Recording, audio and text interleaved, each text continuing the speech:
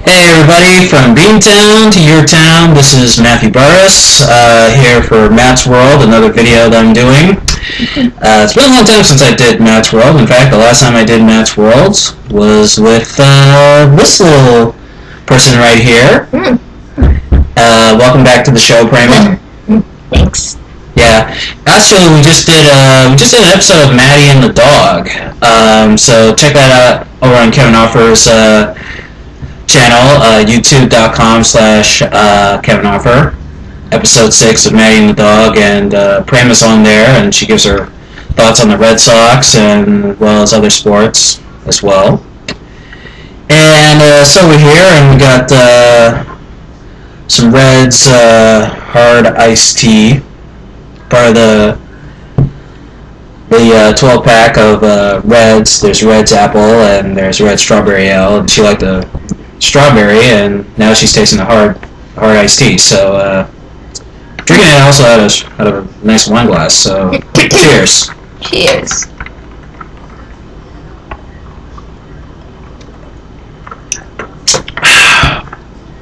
How's that taste?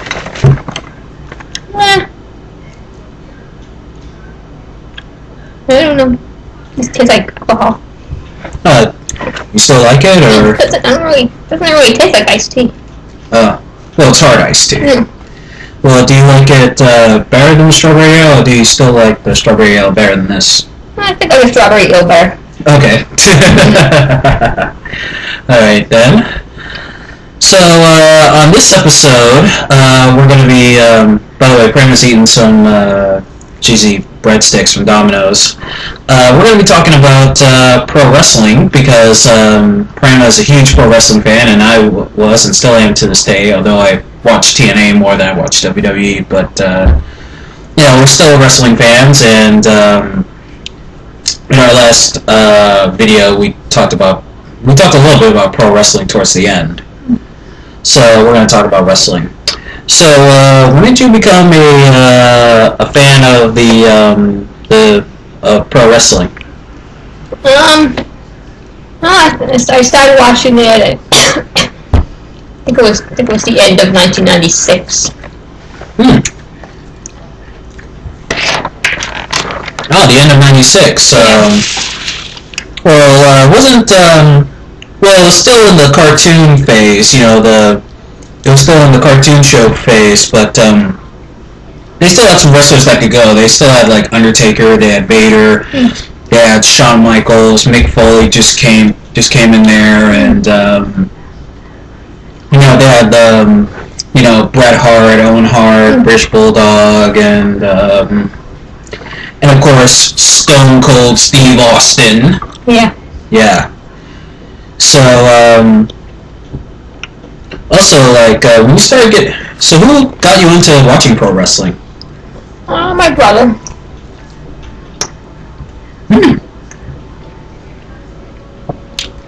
So what was he watching, like WWE or WCW? We do watch WWE mostly, but he'd also watch WCW sometimes. Oh, okay. Yeah, I got into it around '97. That's when the Attitude Era was kicking off. With the Montreal Screwjob and and DX was just forming. Yeah. Speaking of which, did you actually watch the Survivor Series when they did the Montreal Screwjob? No. Oh, you didn't? No. Oh. But you heard about it, afterwards? Yeah. Oh. Well, yeah, and, since then I've watched a lot of YouTube videos and people shooting on it, and, from Vince Russo to Jim Ross, Brett, Vince, and, basically, for those of you who don't know, well, I'm sure all you wrestling fans out there know what the screw job was, but the screw job was this. Bret Hart was leaving for WCW, and his final match was going to be against Shawn Michaels. And they wanted Bret to drop the belt to Shawn but Bret didn't want to drop it because, he was a Canadian hero, and it was happening in his hometown of Montreal, Canada. And, he is a Canadian hero, but, let's face it, it's a short list. I'm kidding, all you people out there in Canada. But, Bret didn't want to drop the belt, and Vince and all the other guys pitched every idea to Bret, and he shot it down. And Bret came up with his own idea of a DQ finish, where both men would be disqualified, and Bret Hart the next night on Monday Night Raw would come out and just hand the belt to Vince. And of course, that wasn't going to fly with Vince. By Vince, I mean Vince McMahon, and also Vince Russo as well. And so they decided to have Shawn put Bret in and Bret's own move, the sharpshooter, and have Earl Hebner ring the bell. And that must have been really hard for Earl Hebner because, he was also a friend of Bret's and also a referee and someone who everyone trusted. And so that was pretty hard for Earl Hebner. In fact, as soon as the decision was over, he fastly got out of the arena. He just fastly got out of there. So that was the screw job, and then later on, backstage, Bret punched Vince's lights out. And the way I see it is, when you leave a company, you pass the torch. And not that I'm saying what Vince did was right, but Vince was worried that Bret was going to show up on WCW with the belt, and Eric Bischoff was going to make Bret drop the belt in the trash can, just like he did Medusa. Medusa, back then was Alundra Blaze in WWE, and when she came back to WCW, they made her drop the women's title belt in the trash can on Nitro. So that was Vince's fear of what could have happened. So that was the screw job. But after that, business really started booming. Austin 316, DX, coming off the Montreal screw job and going into WrestleMania with Mike Tyson. That's when the Attitude Era really truly began. Matter of fact, I was actually supposed to go to WrestleMania. I was supposed to go to WrestleMania 14 with a friend of mine in elementary school, but we couldn't get the tickets to go to that. And that was really a shame. And I also saw half of the show on that night at WrestleMania because I had to go to bed and wake up for school the next day. And then I found out the next day that Steve Austin beat Shawn Michaels and Mike Tyson knocked Shawn Michaels out. By the way, did you see that pay-per-view, the WrestleMania 14? No. Wow. Oh, you found out about it the next night on Raw? Yeah. Yeah. Well, back then, I couldn't stay up to watch Monday Night Raw, because I was in 5th grade, but what I would do was, I would watch, on the weekends, I would watch WWE Livewire and Superstars on Saturdays and Sundays, and I would find out what happened on Raw that night. Mm-hmm. What about you? Did you wait for the weekends to watch what happened on Raw, or did you watch it live? No, I watched Raw. Oh, you did? Yeah. So your mom had no issue with you staying up late to watch it? No. Oh.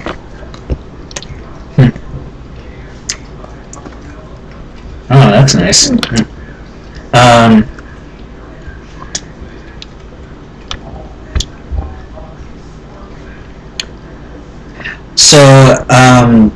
So who were your favorite wrestlers to watch back in the day?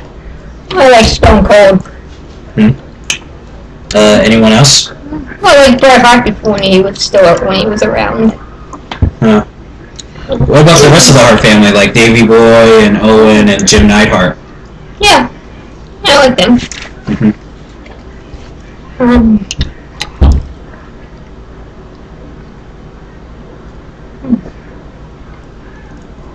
trying to think who else.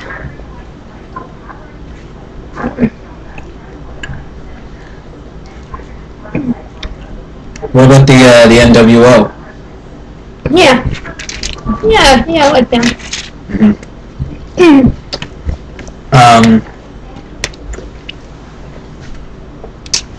Speaking of NWO members, did you hear about Buff Bagwell? What about him? He's I heard he was working as a gigolo. Oh. You do know what a male gigolo is, right? Like someone it's like a pimp or something. Ooh, close. Someone that women pay to pleasure. Or a prostitute. Yeah. Or as they said in Deuce Bigalow, male gigolo, a man whore. Oh man, I love that movie. Yeah. That movie was so funny. Yeah.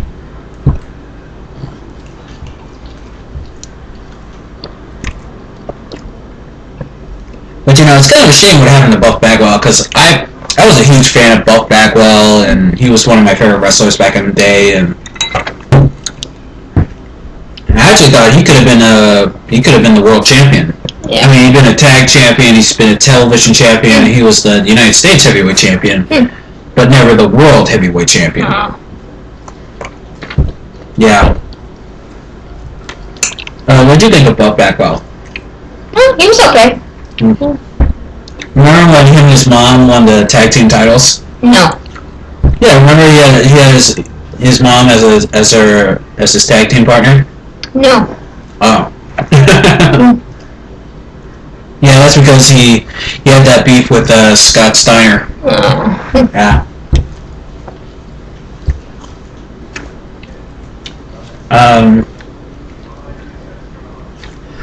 Scott Steiner too. Scott Steiner was also one of my favorites too. It's a shame WWE never put the belt on him. Yeah. Yeah, I think by the time WCW put the belt on him, it was like too little, too late, and yeah, and that also kind of screwed with Booker T's title reign as well. Yeah. Yeah.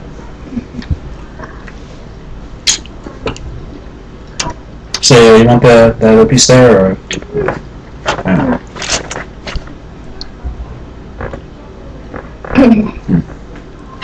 But yeah, Booker T was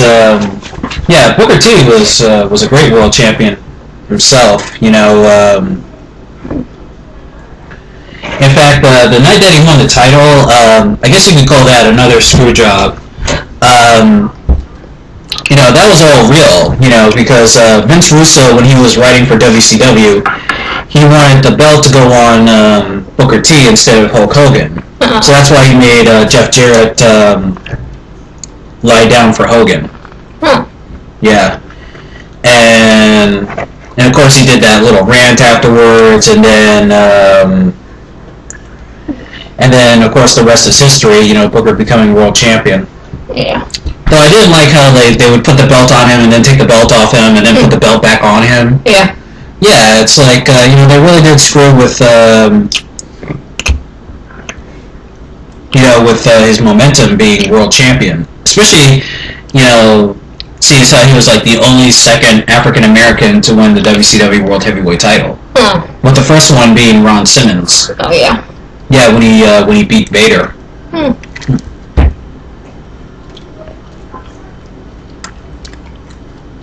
Yeah, did you actually see that event at Bash at the Beach when Booker won the title, or? No. Oh. By the way, what pay-per-views did you see back in the day?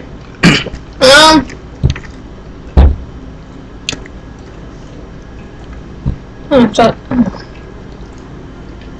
remember watching the Royal Rumble. Royal Rumble. Was that the one where Kurt Angle beat Chris Benoit for the world title for the WWE Championship in Boston?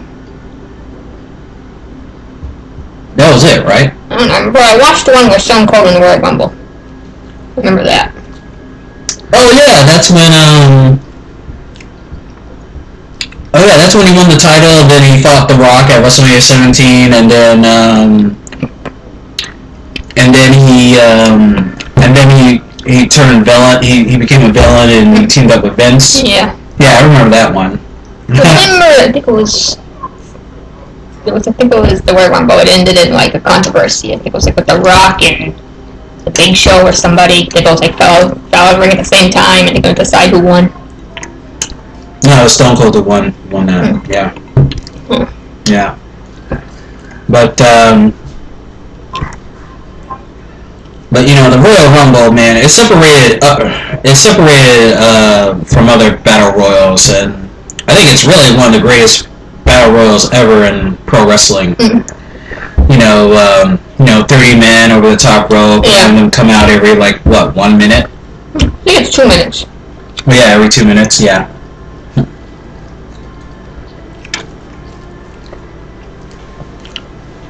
Like, I remember seeing the one in 1997 on VHS when Stone Cold was just going through people, and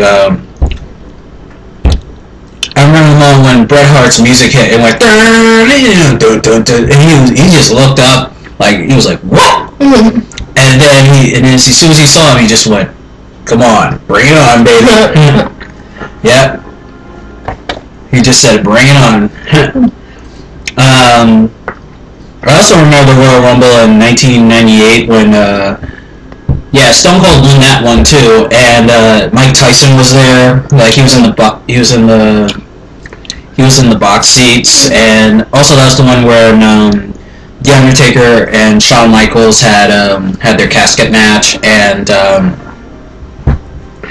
Kane put The Undertaker there in the casket and lit the casket on fire. Mm-hmm. Yeah. Yeah, I remember thinking like, whoa, The Undertaker's dead. Huh. And also Shawn Michaels hurt his back in that one because he went over the top rope and part of his back hit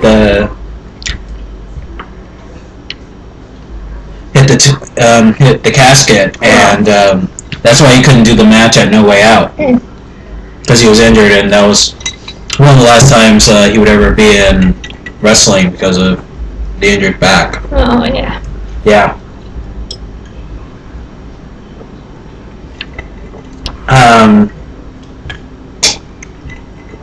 What other pay-per-views did you see? I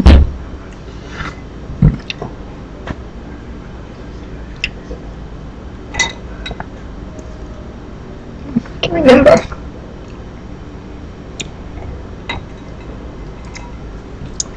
Did you see WrestleMania or? I don't think I've ever seen WrestleMania. Oh. What about Survivor Series? I don't think so. SummerSlam? I don't remember. Okay. Did you watch any WCW pay-per-views? No. Oh, you never saw a WCW one? No. Oh.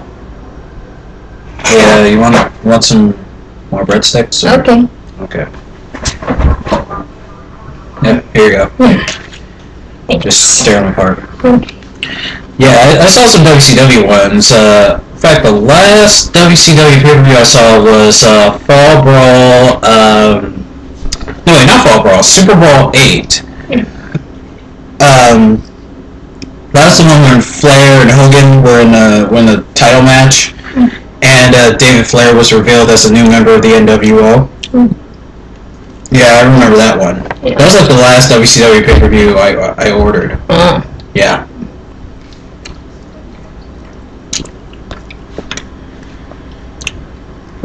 But I did like WCW more than WWE back then because it had because it had Hogan and Hulk Hogan, Macho Man Randy Savage, Ric Flair, all the old time. Yeah, all the ones that used to be in WWE. Yeah. Yeah, all the old legends.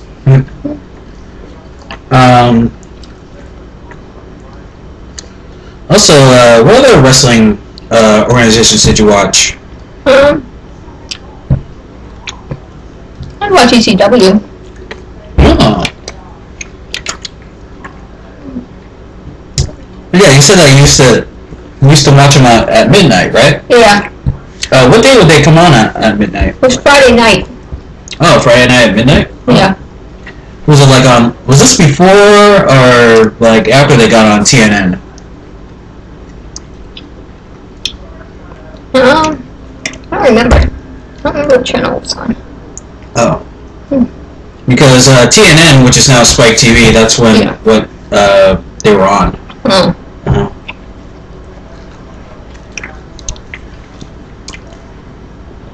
And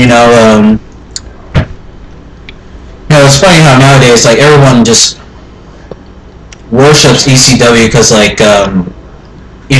I remember Taz talking about this on WWE Legends of Wrestling. That show it's on the new WWE network, but remember WWE On Demand, they would have a round table of the old timers like talking about wrestling back in the day. They called it the Legends of Wrestling. I never heard of it. Huh. Well,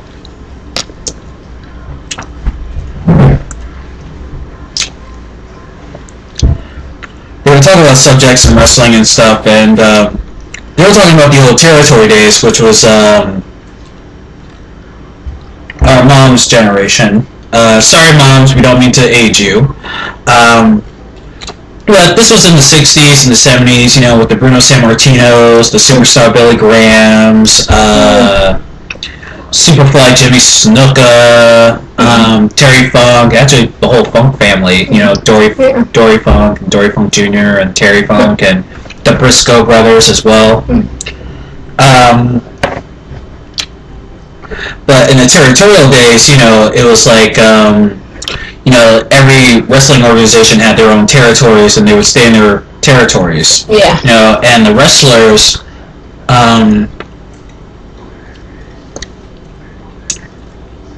I got food in my mouth.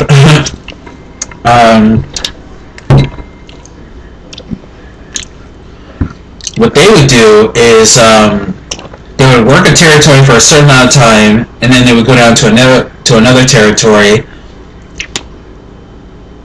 and then they would be brought back to the other territory. Like WWE, it was WWF at the time, Worldwide Wrestling Federation, before it became the World Wrestling Federation, and then it became World Wrestling Entertainment. That's when it was run by Vince Sr. They ran from Maine to, I think, like down to Virginia. But it was mostly New England. I mean, they also did shows in Chicago and Philadelphia, New Jersey, and New York. But it was mostly New England. In fact, WWE headquarters is in Stamford, Connecticut. Yeah? Yeah. Oh, wait, you gonna finish those other pieces of cheesy bread sticks there? Or? I don't know. Well, because I was saying, like, why don't we split these? Okay. Okay, let's split it. Here. And the NWA, I mean, the National Wrestling Alliance, I mean, they had like small promotions, but they also had territories as well. In Fort Worth, Texas, which is close to Dallas, Fort Worth and Dallas, that was run by the Von Erichs, Fritz Von Erich, World Class Championship Wrestling, WCCW, that ran in Texas. In fact, the Guerrero family, their territory was in El Paso, Texas. Chavo Sr., Chavo Jr., Mondo, and Hector Guerrero. Yeah, their territory was in El Paso, Texas. There was Florida, Florida Championship Wrestling with Superstar Billy Graham kind of got a start there, but there was also Eddie Graham, and then there was, of course, the American Dream himself, Mr. Dusty Road Daddy. The Tower of Power is too sweet to be sour. I wine and dine with kings and queens, and I. No, wait, what? Wait, how did that go? Oh, yeah. Yeah, I wine and dine with kings and queens, and I dine on fried and pork and beans. Yep. And, let's see what else. What's another territory? And of course there was the AWA in the Midwest, Kansas, St. Louis, Wisconsin and Chicago as well. They, the AWA, they had a territory as well. And, but the point I'm trying to get to is that, ECW is considered one of the last of the territories because it was in Philadelphia. It was regionally based in Philadelphia. But they did some shows in New York. They did shows in New Jersey. And then they would do shows in Pittsburgh, and then they would also do some shows in the South, like Florida and Baltimore. And then when they started to get a little bigger, a little recognition, they did shows in Chicago. They actually went over to Japan and did shows. So, and the Legends of Wrestling show, Taz was on there and he said, ECW was considered one of the last of the territories. And it really was one of the last of the territories, man. I mean, of course, to the people like Jim Cornette, Jim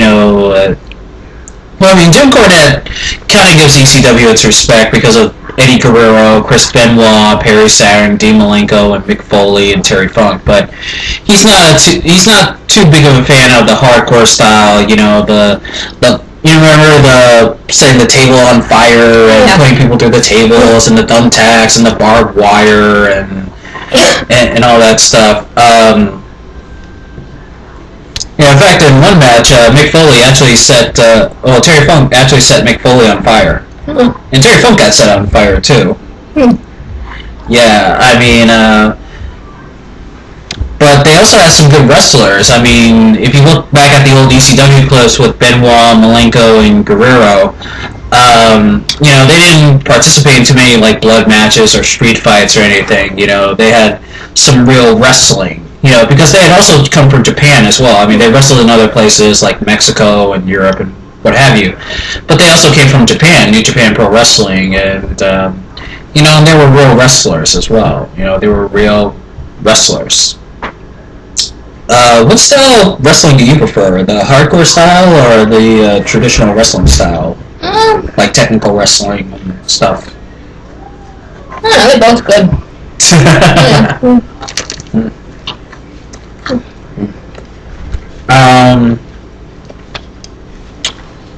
When you watched ECW, was there ever a match that made you squeamish, that made you look away from the TV? Not that I remember. Oh. So you wouldn't get scared by the so you wouldn't be scared by by the blood and the people going through the thumbtacks and tables and getting wrapped up in barbed wire? I don't remember. I don't know. Oh.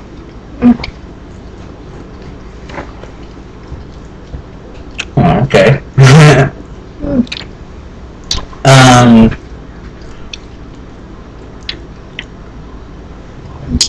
What do you think is the best hardcore match? There's the ladder match, there's tables, ladders, and chairs. No holds barred, false count anywhere, last man standing, I quit, cage match, hell in a cell. What do you think is the best hardcore match?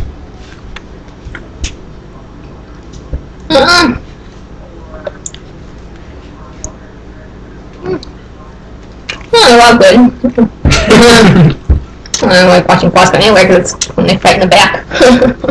You say you like it best when they fight in the back? I'll say I like it in the False Count Anywhere matches, they go fight all over the place. Oh, yeah. Did you see that, the match between Mick Foley and Terry Funk when they had their no-holds-barred match and they fought in the ring and then in the stands and then they fought backstage and then they fought back and around the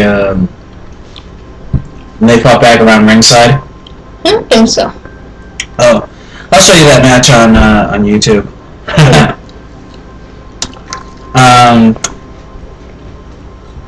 Yeah, I remember watching that on Mick Foley's old DVD, the hits and miss of Mick Foley, and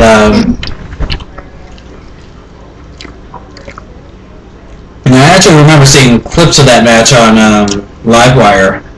And after the match, that's when he revealed that he was with Vince McMahon as Dude Love.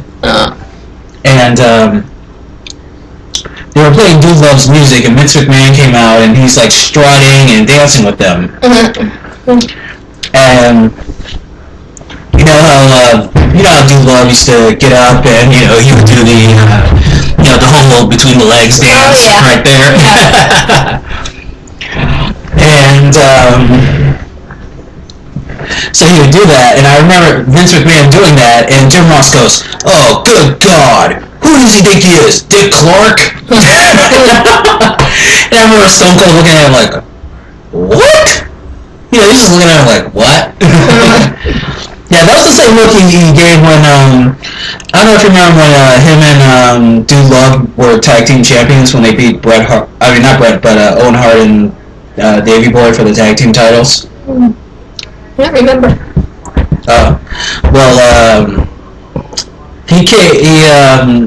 Dude Love came out, and that was like the debut of Dude Love in '97. It was like, the Dude Love music comes out, and then Stone Cold looks up and he goes, "What?" Like, what the hell? Yeah, I like Mick Foley. Mick Foley is one of the best. I mean, nobody ever thought he would ever be a world champion, and he's been a hardcore champion. He's been a multiple-time tag champion. He's been a tag champion in WCW, ECW, and WWE. But and for him to be a 3-time WWE champion is just it's amazing. Yeah. Yeah.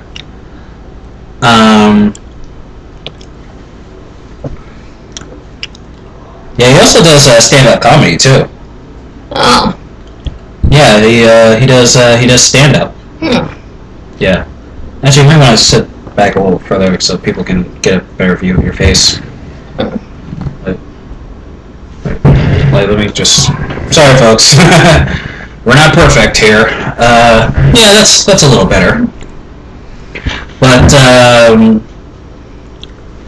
yeah, I love Mick. In fact, I actually saw the pay-per-view with me, my brother, and my cousins. We saw the King of the Ring, 1998, when Mick Foley got chokeslammed right... Well, first he got thrown off the cage, and then he got chokeslammed through the cage. Yeah. Yeah, through the cell. Did you actually see that pay-per-view, or...? No. Oh, you saw it later on Monday Night Raw, huh? Yeah. Yeah.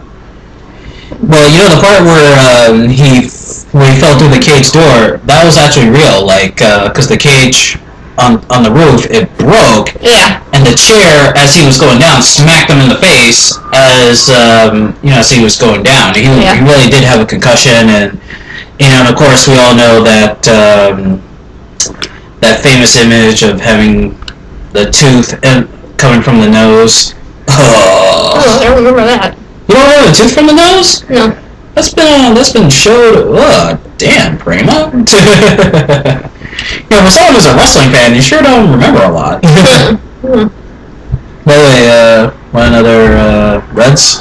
Nah, I've still got enough here. I was about to say if you want to refill your no. thing.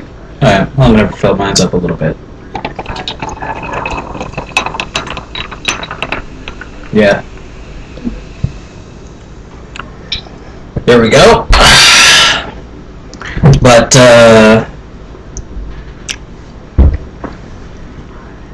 yeah, I definitely remember that moment, and hardcore wrestling is one of my favorites as well. I mean, I love those matches that go outside the ring and into the stands, and those kind of hardcore matches are great, and I wish they would kind of bring that style back into WWE. I mean, they do it on pay-per-views, but they don't do it on Monday Night Raws or SmackDowns because of the because it's PG, the PG era. By the way, what do you think about WWE being PG? I know it was PG. You know it's PG? Oh. Well, yeah, it's PG because so it's like a PG thing, so they can't have any blood matches on TV and stuff. And They used to. Yeah, but now they block out, and also they block out the swears. Yeah. And which sucks. The problem I have with WWE is, one, it's starting to cater more towards kids, and I want kids to watch wrestling as well, but I also want there to be a happy medium where, like, family, kids, along with their parents can watch wrestling, but at the same time you still see a product where the wrestlers are going out there, going hard, kicking ass, and, delivering a good show. And WWE, they're not doing that. They're blocking out the swears, not allowing blood matches on Raw and SmackDown. In fact, the hardcore matches that they do have on pay-per-view, they hardly ever allow blood on there. I mean, what's the point of having a hardcore match if you don't have blood? You agree with me, right, Prema? Yeah. Yeah, exactly. There needs to be blood. And, and a lot of people will say, like, well, it's also John Cena. That's crap. John Cena is a great wrestler. He's a hard worker. He works his ass off. And, does it kind of hold some of the superstars back from also getting a push? Maybe, especially with Daniel Bryan, because Daniel Bryan was in the middle of a push and then he got injured, with the neck injury. But John Cena, he's a great wrestler and I enjoy him, even though I don't watch WWE as much. But I still like John Cena. I was a John Cena fan from back in the day, even when he first came on SmackDown. Remember when he was on SmackDown? He came out against Kurt Angle and he said, "Ruthless aggression." He, bitch slapped him. No, I remember him.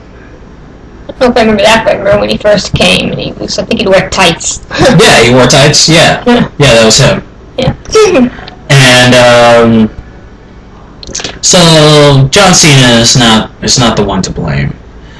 Well, what really is to blame for the whole PG thing of WWE, well, there's two things.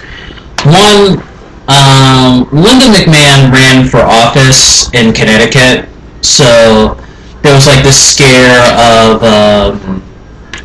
the product hurting her campaign run, so they had to make it PG. I mean, she eventually won and stuff. Of course, now she's out of office now, but back then it was just it's just a mess, And the other thing, of course, what many people point to, and even I point to, is the Chris Benoit murder. Chris Benoit going insane and killing his kids and his wife. Well, he has kids from a previous marriage. In fact, his other son is like, I think now he's like maybe 18 now. Maybe like 18, 16 years old. But the Chris Benoit thing, that also put a damper on it as well. I remember like seeing news clips, people talking about it and, talking bad about the wrestling business and, the steroids and, there's really no, I think, Chris Benoit did suffer from mental illness. I don't think it was the shots to the, I think the shots to the head did kind of contribute to it, but I also don't think it was also because of the steroids either. What have you. Matter of fact, where were you when you heard about Chris Benoit? I don't remember. When do you remember hearing about it? I think I might have seen it online or something. What'd you think when you found out the news about it? It was shocking. Yeah. And Do you think years later, even after what he did, do you still think that Chris Benoit should be in the WWE Hall of Fame? Mm, I don't know. Oh. Well, here's my view on it. I mean, what Chris Benoit the Man did was vile and it was wrong, but at the same time, I do think we have to separate the wrestler from the man. And the Chris Benoit, the wrestler, he was magnificent in the ring. You know, one of the best technical wrestlers I've seen in the ring since Bret Hart, and truly was an amazing talent. Wrestling in Stampede. Wrestled in Japan and Mexico and Europe, and then later ECW, WCW, and WWE. That was he was truly one of the best. But Chris Benoit, the Man, what he did was truly despicable, and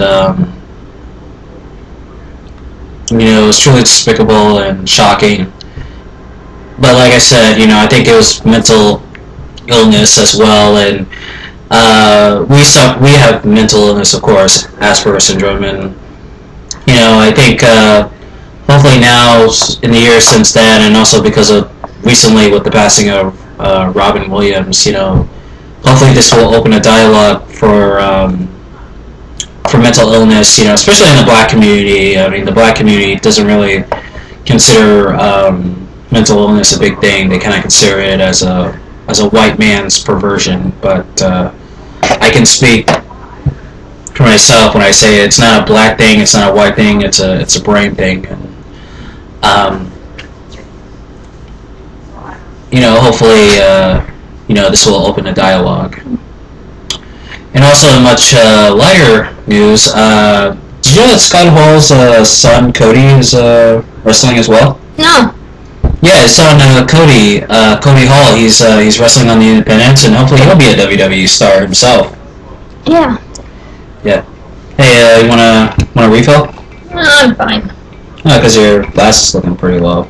It's okay. Alright, I'll leave this open in case. Yeah, anytime you wanna get another one, just pour it right in. Okay. But yeah, Scott Hall, his son is wrestling, and hopefully he doesn't fall into the traps that Scott did, with the drugs and the alcohol. I mean, and it's a good thing that DDP has stepped in and helped too. DDP stepped in and helped not only Scott but also Jake Roberts. Yeah, Paige, he does like the DDP yoga, and because he just started doing yoga when he went through an injury in WCW, and yoga helped him get back to where he was. I didn't know he did yoga. Yeah, he does yoga, and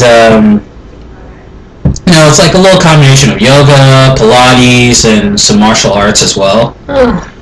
And he's very flexible as well, and it's helped Jake Roberts as well be clean and sober. Last time I heard, Jake was going through cancer, and hopefully he's gotten past his cancer. And, he had cancer? Yeah, he had cancer. He has cancer, and hopefully he's recovering from cancer. So say a prayer for him. And but yeah, the wrestling business is tough. Being on the road 265 days a year, on the road for 250 days of those years, and going out there wrestling and night after night, taking hard bumps, getting bumped on the head, and getting rope burns from the ropes, and your body's beaten up and stuff. It takes a toll on you. It really does take a toll on you. Yeah. And I learned that when I saw Beyond the Mat. And I learned that it's not very glamorous. Wrestling is not very glamorous. In fact, when the WWE wrestlers, when they have to check into a hotel or they need a rental car, they got to pay for it for themselves. Vince McMahon doesn't pay for that. That comes out of their money, not Vince's money. Yeah. Oh, wait, did you ever see Beyond the Mat? No. You never saw the documentary? No. Well, you heard about it though, right? I don't know. Oh. Well, I'll probably get you the DVD. Yeah. Yeah. It actually takes place around the time when Mick Foley and The Rock had their I Quit match at the Royal Rumble. Oh. Yeah. And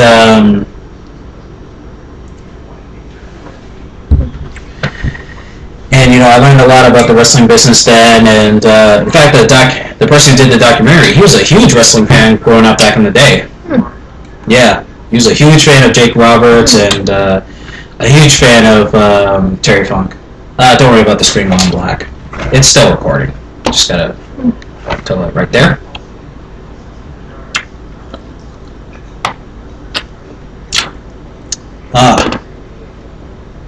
Did you just eat one of the ice? Yeah. How can you eat that? I've done it before. But doesn't that mess with your teeth? Your teeth getting cold and stuff? It's okay. Yeah, my brother does that too. I can never eat ice. I tried eating ice once. I was like, ugh. Because also I have sensitive teeth. That's why I use Sensodyne. I use Sensodyne toothpaste. Yeah, but my sister likes to eat ice.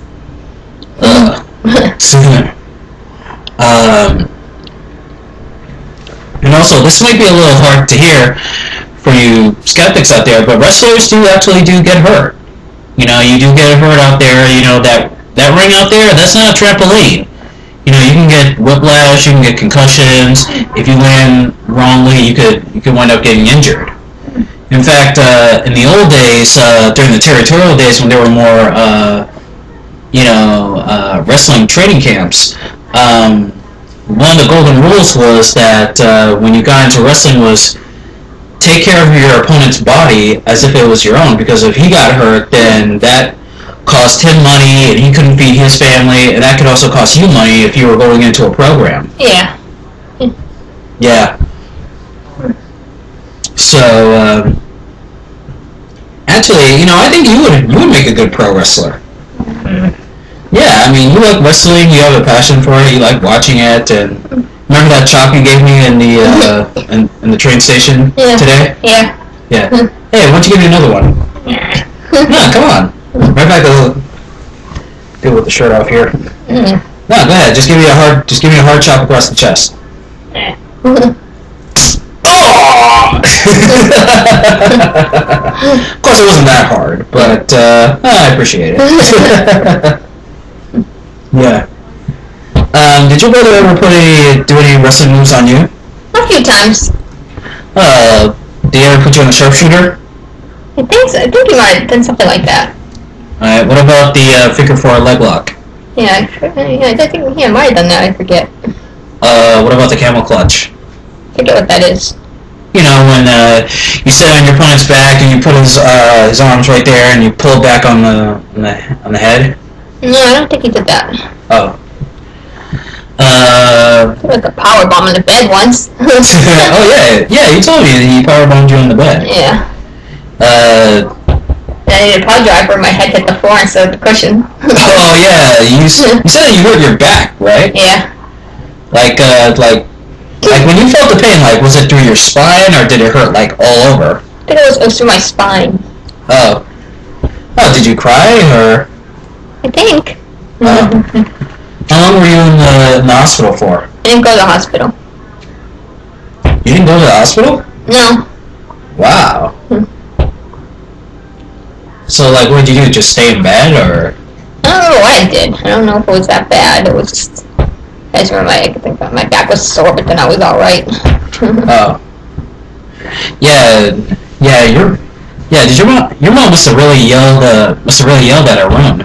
I don't remember what she did. Yeah, she told me she said, well, wrestlers, they're trained to do that. They're trained to do that sort of thing, but your sister can't. Yeah. Now, the power bomb on the bed, didn't hurt? No. Was it one of those beds where it doesn't break, or? I don't know, just a regular bed. I don't remember if it was any special kind. Oh. Do you ask to be power bombed on the bed, or? I don't remember. Oh. Now, when he pile drive you around the bed, did he just, like, out of nowhere just grab you and pile drive you, or? I don't remember. Oh. Oh, okay.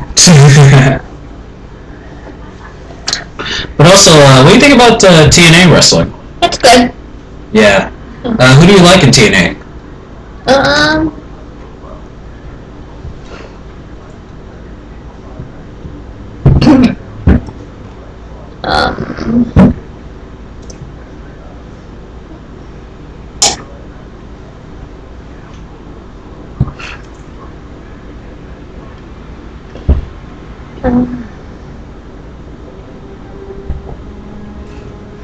Just mention the first name that comes to mind. The Hardy Boys? Oh yeah, the Hardy Boys, yeah, the Legends. Yeah. Yeah, they actually just had a match with Team 3D, man. That was good, you know. Rekindling the old rivalry with one last match, and of course the Dudley Boys winning that. Yeah. Or Team 3D. Yeah. Not the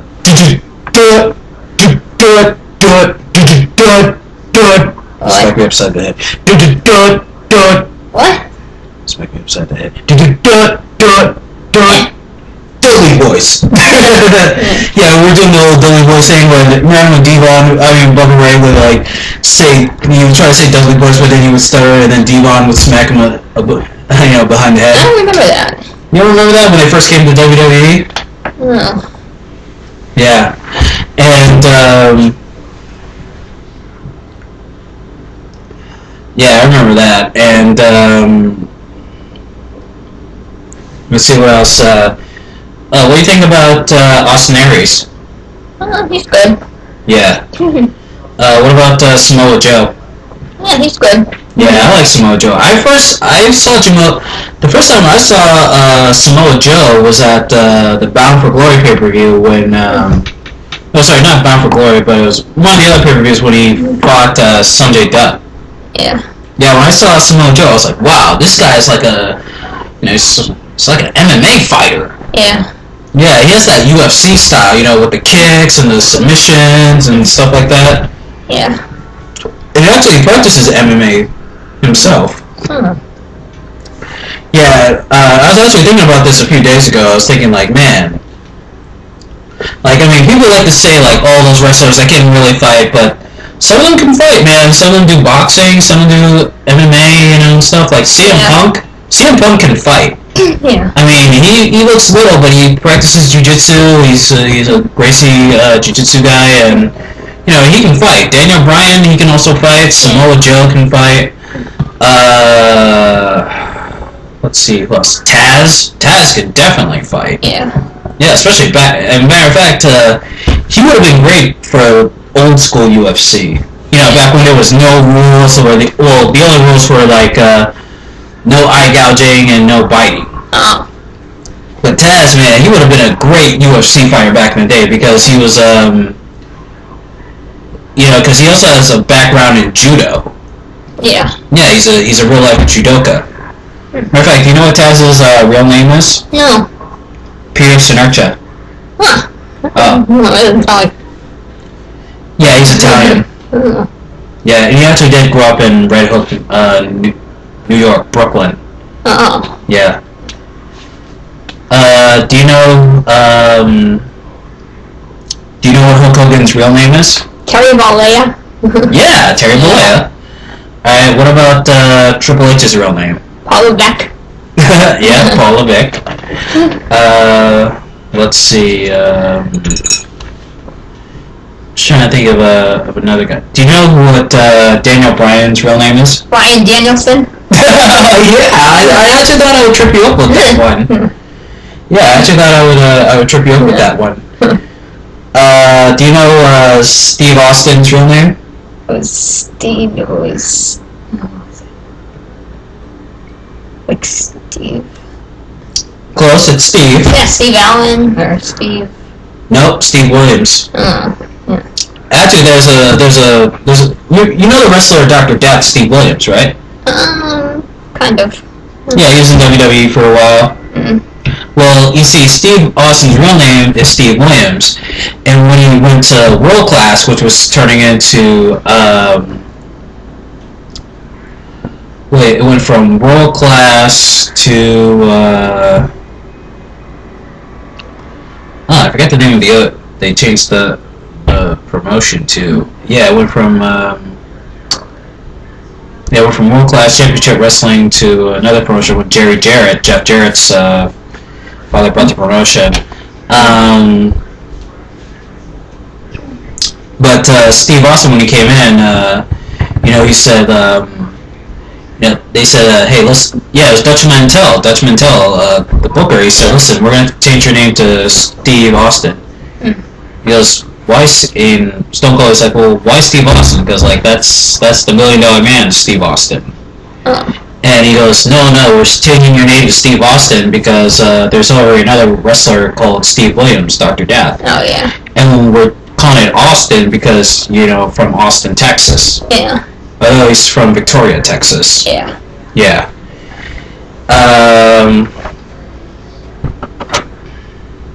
Let's see, what else?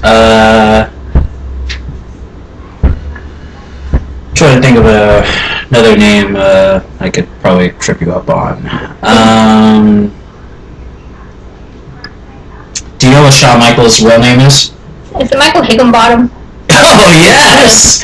Oh, you're on fire! You're on fire with that one. Yeah, you're really on fire with that one. Yeah.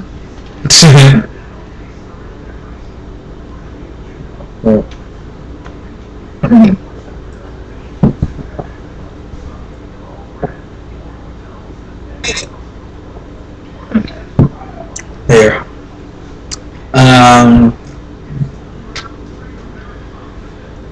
I can't,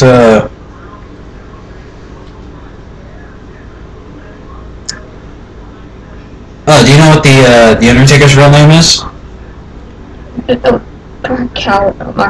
Mark Callis, or is it? Calloway. Yeah, Calloway. Close. Yeah. Still good. Still good. Yeah. Yeah. Do you know what the Miz's real name is? Mike Mizanin. That's a good one too. Man, nothing's getting past you on wrestling names. Yeah. Do you know what Vader's real name is?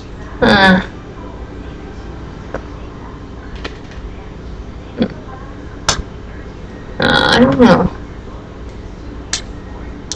Oh. Alright, what about Sting? Do you know Sting's real name? No. Steve Borden. Oh. Oh.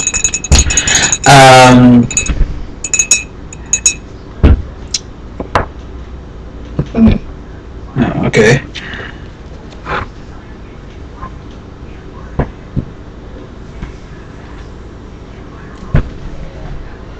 Do you know Raven's real name? Raven. No. Yeah. No. Scotty, I think it's Scotty Riggs or Scott something. Yeah. Yeah. Also, a little funny story, speaking of Vader, little funny story on Vader, because they were talking, because on YouShoot, they were talking about, why Vader wasn't the biggest star in WWE as he was in WCW. He was like Vader was like a 2-time WCW World Champion. I don't remember him being in WCW. Well, this wasn't like, he was in WCW from like 91 to like, late 95. Oh. Yeah. And yes, he wrestled Hulk Hogan. Oh. Yeah, he wrestled Hogan, he wrestled Lex Luger, but his best matches were against Ron Simmons, Sting, and Cactus Jack. Oh. And Jim Cornette was talking about it, and and Jim said that at one point Vince wanted to call Vader the Mastodon. Yeah. Yeah, remember when Vince was on commentary, he would say, "The Mastodon, known as Vader." Yeah. Yeah. And Jim goes, it's effing Vader. He's known as a WCW champion. Everybody knows him as Vader. And Vince goes, well, he's a big mastodon. We could trademark it. Yeah. And also another funny story. This is also from Jim Cornette. Well, Jim Cornette, they were in a production meeting about the Patriot, because they were in Canada, and that was when they did the thing where the Hart Foundation, like, they all beat up on the Patriot, and so did DX. Yeah. Yeah, you remember the Patriot, right? Yeah. Yeah. Actually, the Patriot, he used to go out to what later became Kurt Angle's theme music. Oh. Yeah. And so Jim Cornette, he's like, listen, why are we doing this to the Patriot? He's getting shit on, he's getting beat. Why are we doing this to our new top babyface? And also, the Patriot came from USWA, which was Jerry Lawler's promotion. Oh. Yeah. And everybody is like staring it towards Sable's wet T-shirt thing, and Jim finally goes, well, I still would like to know about the Patriot. And Kevin Dunn, who's the writer for Raw, still is to this day, he's got these Bucky Beaver teeth, and he goes, Jim, I find your tires. And then he goes, and Jim finally gets upset, and he goes, you know what I'm tired of, motherfucker? I'm tired of those Bucky Beaver teeth of yours. And he stands up and goes, I'm gonna pull you across this damn table and beat the fuck out of you. So then Jim finally gets upset, and Jim Ross was actually holding him back because he knew that Jim Cornette had just snapped, and Jim had finally just had enough. And Jim goes, no, fuck this fucking shit. When you guys want to talk about some wrestling, I'll be in my trailer. I'll be in my office. And for 3 weeks, he didn't do any meetings with Vince Russo or Kevin Dunn. And then Vince McMahon calls down to the office, from the office, he says, Jim, you gotta apologize to Kevin. Kevin's a very important member of the team. His father once saved the old TV tapings from his burning car, so Kevin's got a job here for life. Yeah. So they went to Vince's house in Stamford, Connecticut, and they're in the dining room. Vince leaves them alone, and then all of a sudden, you're not going to believe this, Prema, you're probably going to laugh at this, but Kevin Dunn starts crying. He's crying, Kevin Dunn, he goes, you understand, when I was little, they used to remove my teeth.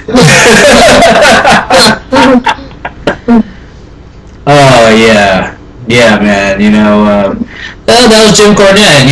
Jim had no patience. He would, he actually slapped Santino Marella. Oh. Yeah, because they were working in OVW, which used to be the training ground for WWE, which is now the training ground for TNA. And, they were doing a spot on the Boogeyman. The Boogeyman was coming in and running a spot, and he was supposed to be one of the guys in the audience that runs away. And Santino goes, well, I'm not afraid. Why? And Jim Cornette goes, he's the Boogeyman. You have to be afraid. And of course, Jim Cornette, of course, just smacks Santino around. And back in the old days, you could have done that in pro wrestling, but nowadays, they couldn't because it was a publicly traded company. Yeah. And of course, it also reminds me of the time when Jim was talking about when John Laurinaitis was running OVW after Jim Ross left, and John Laurinaitis would call up and say, Jim, you can't do this, we're a publicly traded company. And Jim would go, John, we're not even a privately owned company, we're trying to make some money down here, leave us the fuck alone. I called him a stupid son of a bitch because he was messing with my business. Well, Jim, you hurt his feelings. Well, he shouldn't be having soft feelings. He's in the wrestling business. Oh, yeah. Some of the stories are just so funny. Matter of fact, I'll show you some of them on YouTube when we're done with this. Yeah. Yeah. Who's your favorite female wrestler? I don't really have one. Oh. What do you think about the Beautiful People? They're okay. Alright. What about the Bella Twins? Oh, they're good. Have you ever watched Total Divas? No. Well, they're coming back in September. Yeah. You know, and also I saw in one of the previews it showed like a little sonogram for Nikki. Nikki might be pregnant. Huh. Yeah. Nikki and John Cena having a baby. She's with John Cena? Yeah, Nikki's with John. You know, their boyfriend and girlfriend, and Brie is married, of course, to Daniel Bryan. Yeah. Yeah. And also, by the way, Daniel Bryan, if you watch this, hey, what's up? We're fans, and also, Prema likes you. She masturbates him. What she I'm kidding. But really, you don't have a crush on Daniel Bryan? You don't think he's cute, or? I just look at my second store. Oh, okay.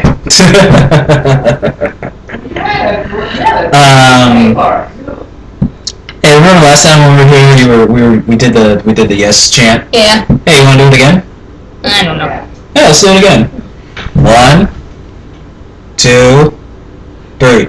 Yes! Yes! Yes! Yes! Yes! Yes! Yes! Yes! Yes!